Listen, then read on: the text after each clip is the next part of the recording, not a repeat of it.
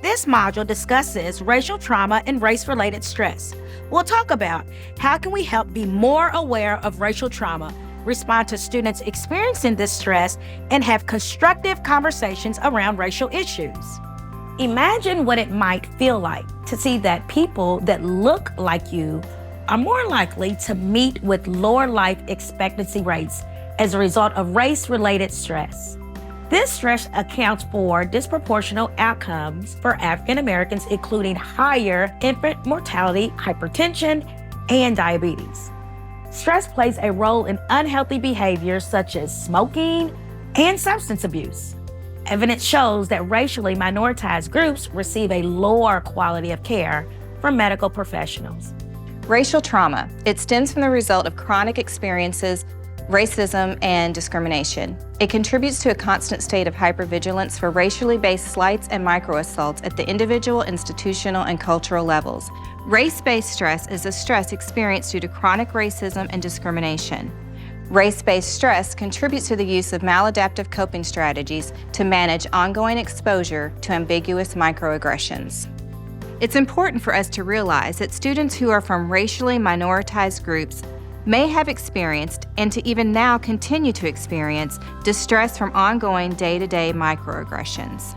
Now, don't be fooled into thinking that racial trauma is only an issue with those in poverty or people who live in violent neighborhoods. Systemic racism, everyday racial discrimination, and hearing about and seeing the experiences of others, even if on TV, create a fear of racist events that can cause people of color to live in a constant state of red alert.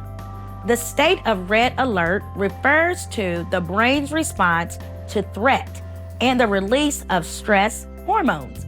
This constant stress results in changes in brain chemistry that are associated with heart disease, high blood pressure, and a range of other physical and mental health ailments. And for our students, this can cause poor concentration and other attention-related issues. We know that prolonged exposure to stress hormones is associated with serious and life-threatening health issues, including high blood pressure and weakened heart and circulatory system functioning. In the school, this stress results in poor concentration, hyperactivity, irritability, and decreased immune systems among our students. For example, according to Mental Health America, 1,500 instances of anti-Asian racism were reported in 1 month following the COVID outbreak. In 2018, 38% of Latinx people were verbally attacked for speaking Spanish. Taken from this perspective, racial trauma is not a maladaptive response. It is a natural phenomenon directly traceable to racially motivated violence and discrimination. We should all be concerned about racial trauma, including the causes and resulting problems. Knowing that a student is suffering from racial trauma is a predictor for current and future problems and must be addressed. Because racial trauma is real and experienced by many of our students on a daily basis, we also need to consider how to facilitate reflective and healing discussions. Listen to these teachers and students discuss their experiences. Most of the time, microaggressions are intentional. Sometimes they aren't. Sometimes they're just like things rooted from like whatever your beliefs are, or something like that. But like a teacher in middle school that put all of the Black kids and the kids of color in the back of the class in one row, like not a single kid that was not white was in like the front or the middle, and she never called on us once for any answers.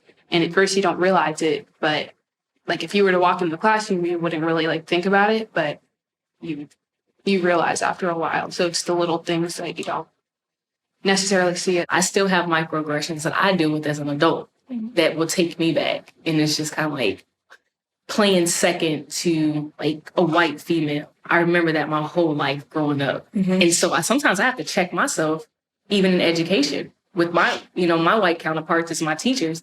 They're not always fighting against me or wanting my spot. But because I experienced that so much growing up, I immediately, sometimes when I see, white females, I'm like, oh, I gotta step my game up because, and that's me speaking in my truth. I think a lot of my students are drained from a lot of different things. Since they are old enough to work, they're essential workers and they're going to work every day, then they're coming to do class, and they're missing out on, they're doing all the, unfortunately, all the sucky parts about school, which is all the work and none of the human interaction. They don't get to, last year, they didn't get to have in-person graduation. They didn't get to have prom. A lot of them aren't doing my juniors and seniors aren't getting to have the junior and senior year that they've always wanted or that they looked forward to. And then on top of that, we have to add in racial trauma. We have to add in all of the things that's happening in our city, that's going on in the West End and in the South End and in the different areas. So they're drained and they're tired, but we need to, hopefully some way down the line, we can bring some joy and some excitement. Before we can talk about what we can do to help our students with racial trauma, let's first explore some of the microaggressions that may exacerbate these situations and which we can attempt to avoid.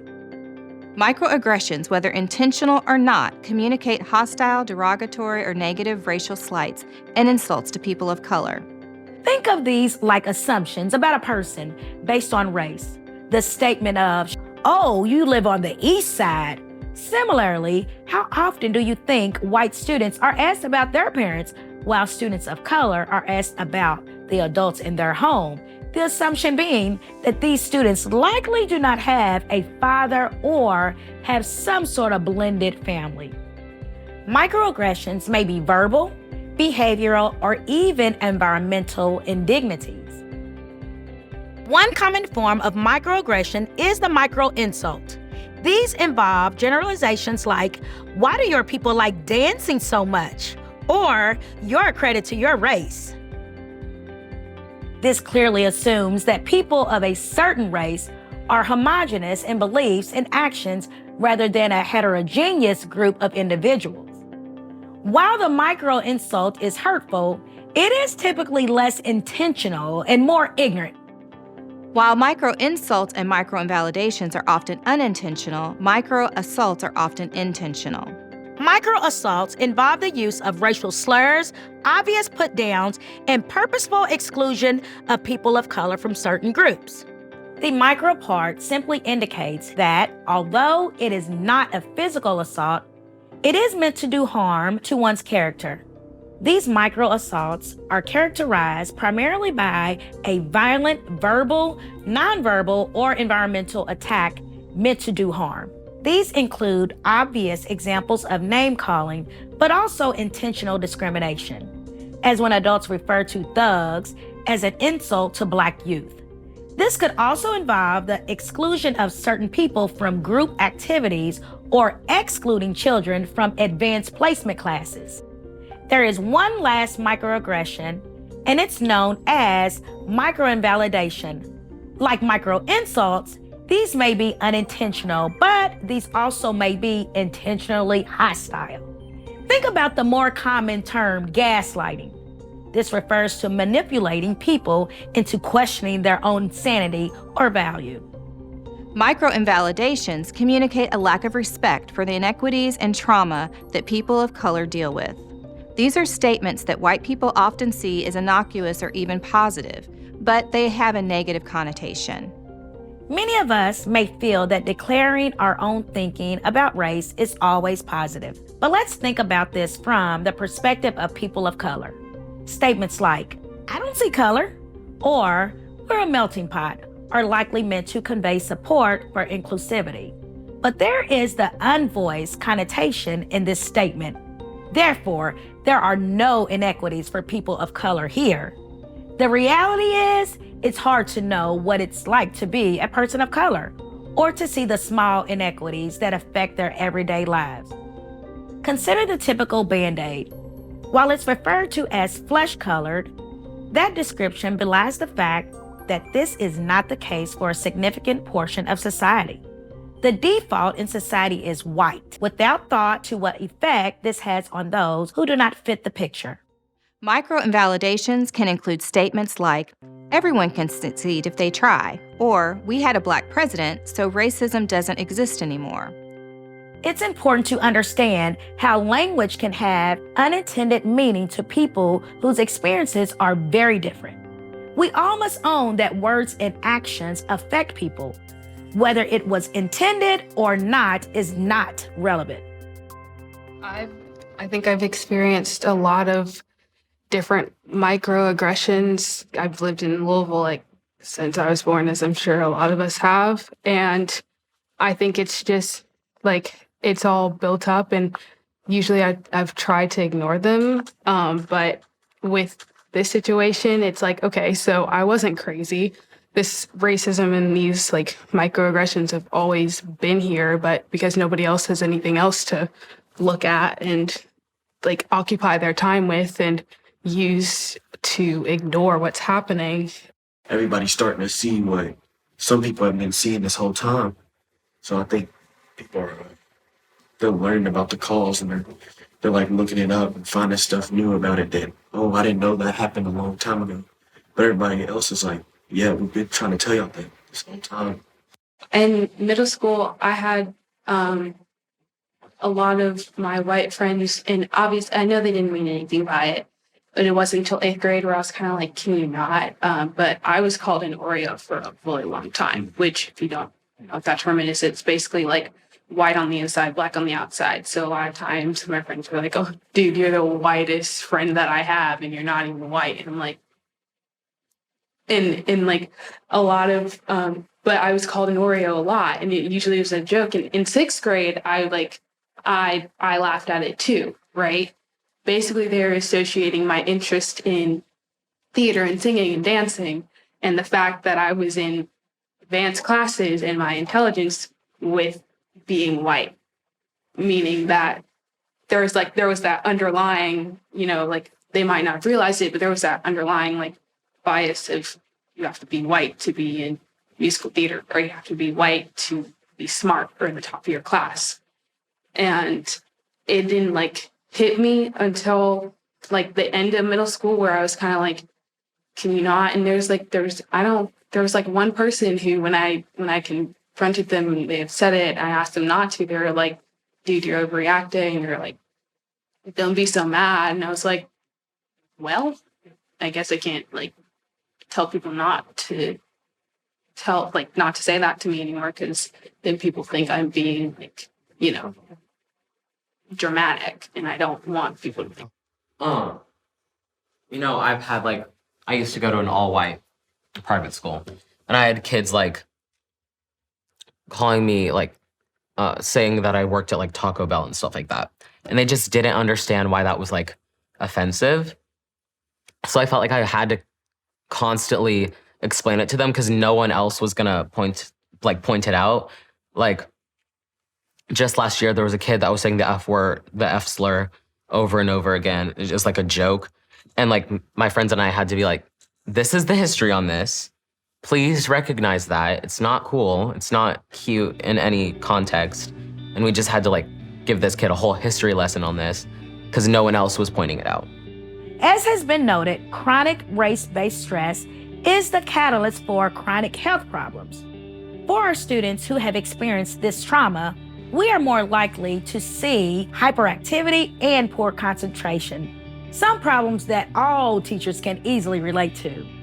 But the list of common reactions is longer and includes alexithymia, or an inability to identify and describe emotions experienced by oneself or others, increased vigilance and suspicion or wariness of adults or those from the dominant culture, increased sensitivity to threat and tendency to react in a defensive manner, a sense of a foreshortened future or helplessness that may manifest as both apathy and dangerous behaviors, which may also include increased psychological and physiological symptoms, which may include maladaptive responses to stress, such as aggression or substance use. We have responsibility for the health and well-being of our children. It's important for us to take care of our students and alleviate race-based stress in school. Let's dig a little deeper into how racial trauma may affect our students by considering what challenges these reactions to stress cause for students when they're in the classroom. Alexithymia is a condition in which a person is unable to identify and describe emotions, either of their own or as experienced by others. This is a serious condition, leading to further emotional detachment and a poor treatment prognosis. Experiencing trauma can increase the likelihood of alexithymia. As teachers, we can help students with alexithymia by helping students name their emotions, giving time for feeling check-ins at the beginning of the day, using a trauma-informed lens to ask, how are you feeling today? What are your goals for today? And who will you look to for support?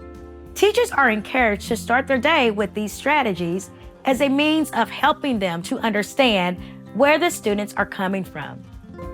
A feelings chart such as this may be useful in helping students to consider and identify their feelings each day. Again, knowing how students feel can also be useful for us as teachers.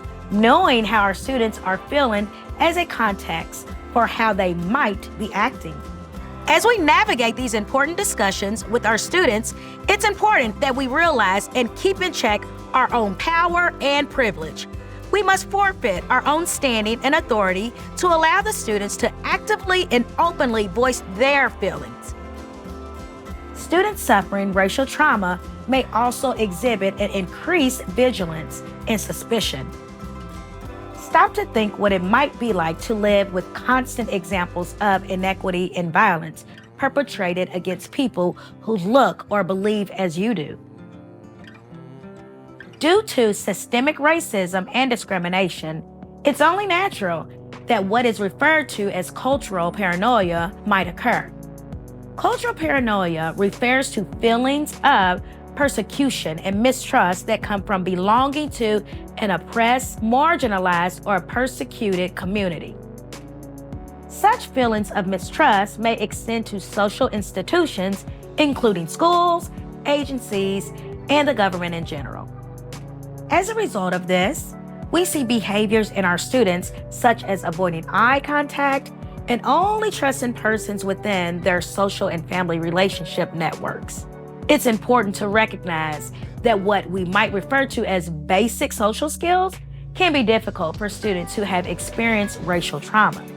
We can create a sense of trust and calming by acknowledging that trust is earned and not due to position. Validating their feelings, we build trust. In addition, setting and upholding clear expectation around equity in the school and classroom are helpful in alleviating the student's feeling of a need for constant vigilance. A second way in which racial trauma may affect our students is an increased sensitivity to threat. Again, if you were to have experienced a constant array of traumatic events, you likely become far more sensitive to threats. In fact, this is a typical human response. We see this play out in our students as the taking of defensive postures, such as apathy, which helps explain why these students are often perceived as being disengaged. While this can seem aggressive, it's really rooted in chronic marginalization and the experience of microaggression.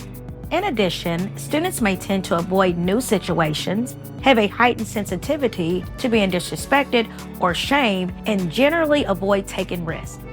In the classroom, this problem is exacerbated by teachers obviously treating two students in very different ways, causing one student to perceive threat. Often we see these students attempting to avoid interactions with the teacher and appearing to be detached from all that is going on in the classroom. Teachers can alleviate some of students' increased sensitivity to threat by cultivating a caring and genuine relationship. This includes using non-threatening language. When talking to students who are suffering racial trauma, it's best to begin with what's happened to you as opposed to what's wrong with you. Asking about what's happened avoids placing further trauma on the student by blaming them for their trauma. We must be careful not to divert from the topic of race that is the heart of these discussions. We must not minimize what has been a long and oppressive history of racism in our country. It's also not uncommon to note that students suffering racial trauma have a sense of a foreshortened future. That is, they have trouble seeing positive outcomes for themselves or even believing that there is no hope. This is known as learned helplessness, which simply means that they have learned to believe that bad things happen to them regardless of what they do. Children and youth that do not believe they have a future are perhaps among the saddest outcomes of a racial trauma. This is a typical avoidance symptom associated with post-traumatic stress disorder. Students suffering racial trauma may not be able to see themselves ever to reach typical life milestones such as marriage, children, or career. Under such circumstances, it's not hard to see why these students might tend to give up or to become cynical of all efforts to help them. This becomes a vicious circle in the school. Students feel disconnected and apathetic, attracting the ire of adults. Adults then scold and threaten students, who in turn respond in kind.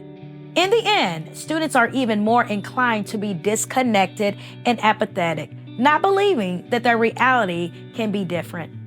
In schools, it is inevitable that we all will observe microaggressions from students and adults. It is important to have a response to these situations and be responsible racial allies. In school, we can help students by setting them up for success.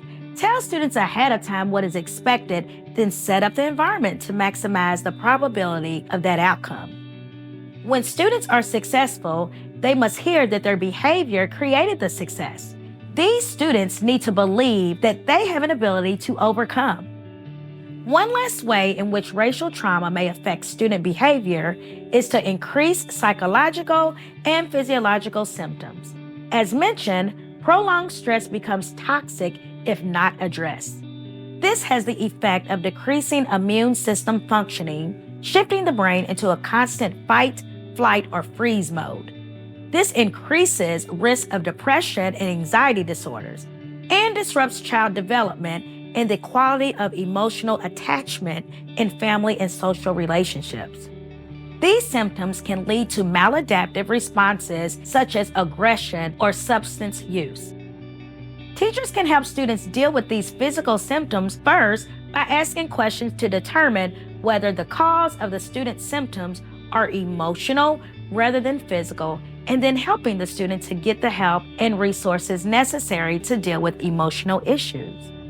I have a 2-year-old, a 2.5-year-old, and so when it came to the segment on the white and the black baby doll, I'm really kind of embarrassed to say this, but I was looking around and I didn't have any black baby dolls in my house. And so I was like, I don't have any representation here for my 2-year-old. So as she grows up, what is she going to associate with? So I went out and bought some different representation. I've been really intentional about the book choice too, because otherwise I'm perpetuating that system at an early age. And I didn't realize how much that it was so prevalent in young children. So even as a parent, that's something that checked me, that made me look at the things that I was doing for my own child. They're more willing. My students are more willing to talk explicitly about the trauma that, they experience as young people of color. It's not that they were not willing to talk about it before, but it was like it took a whole lot more sort of maneuvering to get there. And now they're a lot more, open to conversation about it, especially as it pertains to their teachers. And I always tell them, look, this is not going to be we're not going to rag on a particular teacher. That's not the point. But I do want to know, how you are perceiving your teachers, starting with me, who I use Google Forms and I give them a survey every once in a while, which I think is valuable because it helps them feel like they're being listened to. And I talk to them about it. But I've noticed because of what's gone on in the world, it's not like they are just now realizing this, obviously, but now they're more willing to to discuss it, and sort of like, it's almost like you can feel the energy, you know, that they are willing to, like, they want to know where to go. So as before, it was almost as if, like, when we would discuss these issues in my classes, the students had this defeatist mentality. You know, it was like, it was really, and it was hard because I didn't always know exactly which direction, like how I could help them. But now it's like, it seems like there's more of like this acknowledgement and then like a willingness to be like, all right, so where do we go from here? You know, so they want to know. You know, I look at my son who's a freshman now and really trying to ground him and understand like who he is as a person. We were out eating one day and this older white lady was staring at him, and I watched his whole demeanor change. He went from being happy out with his family to getting very angry. And that kid came out quick. And I was like, well, what's wrong? He's like, she's staring at me. And I was like, well, what's wrong with her staring at me? She was like, you know, you don't see how she's staring at me. She's staring at me like I don't belong out here. And we live right down the street. You know, he's like, our house is probably just as good. He goes with his whole tangent about how he belongs. But at that moment, it took me back to when I was 14 growing up in Gary, Indiana, right? And it's like, how did I deal with that? Because I still have microaggressions that I deal with as an adult that will take me back. And it's just kind of like playing second to like a white female. I remember that my whole life growing up. We were doing our Jamboard discussion. And at that point, I really didn't have a gauge on like what our students had actually seen in media and things like that. In Jamboard, you can resize your Post-it note. And one of our students only wrote George Floyd and made it huge. And so I remember going to the Jamboard to look at their responses, and it just stopped me in my tracks because I know our students are seeing, are being exposed even more through media, and some of that racial trauma is elevated because of that. But to see it in writing was such a powerful thing for me because I knew that I needed, this is where the work is, and we have to address those feelings, the trauma, the layers that are behind that. And then other students were writing things like, I've been mistreated or I've been made fun of because of the color of my skin, or white people always feel like they're better. Just really open and honest conversation. And I was really proud that they felt safe enough to say those things, but it also made me realize the amount of work at such a young age that we have to do. Let's talk about how adults in the school can interact with students so as to not cause more trauma in the schools. We must strive to learn more about the impacts of systemic racism and white supremacy. As we do, so we can begin to create a supporting environment where people of color feel safe. But we must also realize that these environments might be different for different people. Here are some specific strategies you can help implement. The more we work to create and support environments where people feel safe to discuss the harms of emotionally charged issues such as racism and white supremacy, the more aware we will be and the more comfortable we all are likely to be. A big part of it is to understand what microaggressions are so that they can be avoided. These type of indignities communicate hostility and a lack of support. Remember, it doesn't matter what we think we mean by these types of verbalizations or actions. What matters is how the real pain they cause is. We must commit to validating others' feelings by recognizing that no one is more of an expert on racial trauma than those affected by it. If our actions in any way cause others to feel disrespected, then we have a responsibility to avoid those actions. It's actually a pretty easy trade-off. Now that we have an understanding of microaggressions, let's spend some time talking about what we might call micro-interventions for microaggressions. That is, there are some basic responses we can use. The first response is called making the invisible visible. It offers a corrective experience for the victim of microaggression, as well as making plain the hidden meaning under the words, regardless of whether they were intentional. Some common examples include the following. Undermine the metacommunication. I wonder if you realize the impact of what you just said. Make the metacommunication explicit. Make plain what is being said underneath. Challenge the stereotype. Did you know that X has? Ask for clarification. Allow a person to ask the perpetrator what was meant. A second response involves disarming the microaggression. This provides a more direct strategy to address perpetrators of microaggression by stopping or deflecting the words or behaviors through expressed disagreement, challenging, or confrontation. An expression of disagreement means that the victim of the microaggression may simply state disagreement with the words, actions of another. Taking it a step further, the victim may also state values and set limits, perhaps saying, I don't agree, and I'd appreciate if you did not say or do that again. It may also be helpful for the perpetrator or the microaggression to hear the victim actually make clear why offense was taken. This is best done with a direct statement, but sometimes words may not be possible or necessary. Simply shaking one's head or abruptly walking away can also send a strong signal that words or actions are offensive. Educating the offender provides the opportunity to engage in a dialogue with the perpetrator about why what they said or did was offensive and why this is a reflection of their beliefs and values. There are a number of interventions that you can use to educate the offender, including the following. Pointing out commonalities is a strategy that involves common feelings. For example, I know you just want to get home safe.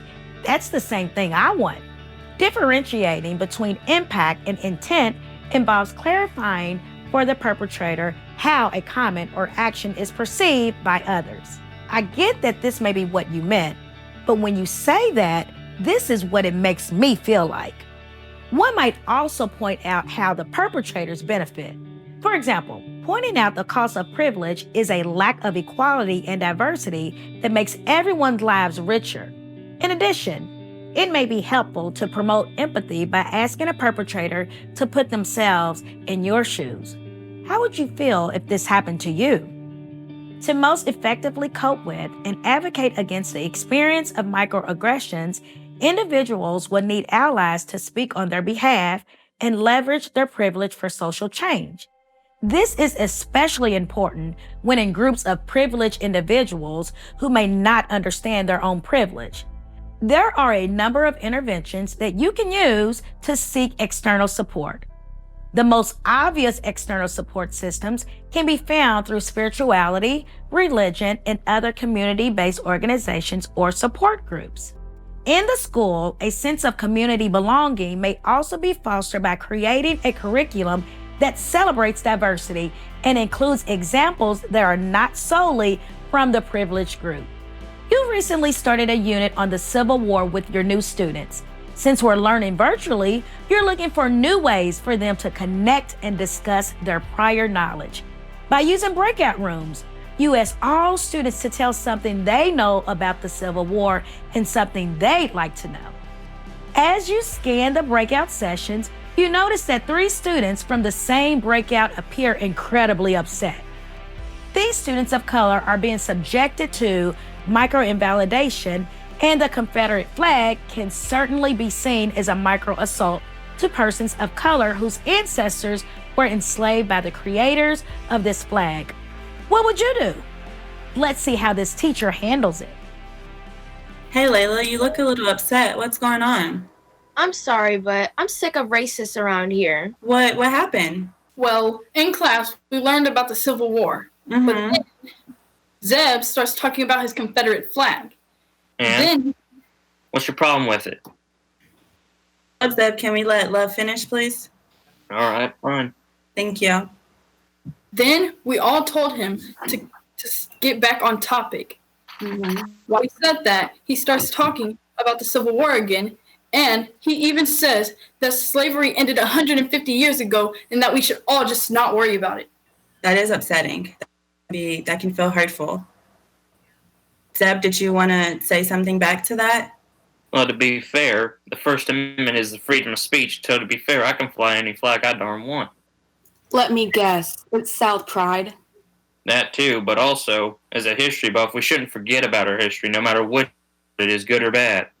You are 100% correct, Zeb. I agree with you. And as we learn about our history, right, we have to be open, like you said, to the good and the bad and how it's hurt people and how the effects of it, right, history that we still see today, even hundreds of years later, right, and it can still be, those symbols can still be hurtful to people and it can still have that effect on them. Well, then how about they just don't look at it? It's not theirs, it's mine. That is true, and you are, again, correct. But when you are publicly, right, displaying these images, are sharing these sentiments, right, you leave yourself open to critique, right, and you leave yourself open to criticism. But also, these are your classmates. These are people that you respect and that you come into contact with every day, and they're telling you, right, that you're hurting them. At times, I mean, I can get a little hot-headed, so I can see where you're coming from, so I can see. Thank you, Zeb. Hannah, is your hand up? Yes. Okay, yes, Hannah. I was wondering, how about we do like a class unit on Southern Pride, so both of our sides can get enlightened on like the real history behind it, so we can learn about it, and then also Zeb can learn some things about it if he doesn't know the full history. Right, we can definitely start looking at some more documents and some more sources and making sure that we're getting as much information about our history and our Southern history as possible. We can definitely do that for sure. Notice that while the teacher had strong feelings, she did not try to bully the students. She kept trying to help the students see things from one another's perspective. In the end, it doesn't always turn out that students completely agree, but they do get to hear how others feel. Upon starting up virtual learning, you've invited students to share the highs and the lows of their long break. Let's see how this teacher handles it. I went to a Black Lives Matter protest, and I also did a march. How come my life doesn't matter? Is it because I'm not Black? Like, shouldn't all lives matter? You have no idea what it's like to be in a white-controlled world and not be white. Whatever. I have problems, and you don't see me going out in the street and yelling about it because everything doesn't go my way. Miss Gray, why do I have to put up with this? I know my struggles are real. Do you support Black Lives Matter? Did you notice the clear micro-invalidation presented here? As a teacher, how would you respond to these comments? How could you offer support not only to this student, but to all of the other students in the classroom as well? So I'd first like to say that both of your, your anger and your feelings are valid, your frustration. Madison, your struggles are real, and I hear you and I understand that, and I 100% support Black Lives Matter. I support people fighting for justice and fighting for your rights, fighting for their rights. Amanda, I also understand your frustration and feeling like you haven't been heard. So moving forward, how can we help? How can we do that? The teacher here again provided students with some perspective and then opened it up for an honest discussion. Hey Alexis, why is your hair like that? Can you even wash it? Yeah, it looks like it's permanent or something. That sounds racist.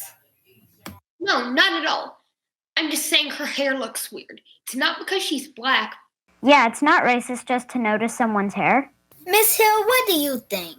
This student was engaging in a micro insult, insinuating that one student's hair is unusual and even making comments that are clearly meant to belittle. These are obvious micro insults. Well, I think Alexis's hair looks beautiful. Alexis, don't worry about when people say it's different or if people are asking you if you can wash your hair. I think it's fine that we're not all the same skin tone, the same eye color, same hair color. I think that's okay. I think that's what makes the world go around, us all being different. That would be so boring if we were all the same. So we have to be very careful about the comments that we make to our friends because they can be very hurtful. Okay? This is a good example of educating the offender. Note that the teacher called attention to the fact that the comment was insulting. They went on to help the students have some empathy by asking them to consider their own feelings if the situation was reversed. As you've seen in this video, microaggressions, micro-insults, and micro-assaults are common discriminating statements and are hurtful to people of color. It's important that we are able to recognize and identify common manifestations of these terms and respond properly. It's important for us to support our students and fellow staff members and create a space for everyone to feel safe and heard. We hope you take what you have learned today and implement these strategies into your daily life for the well-being of those around us.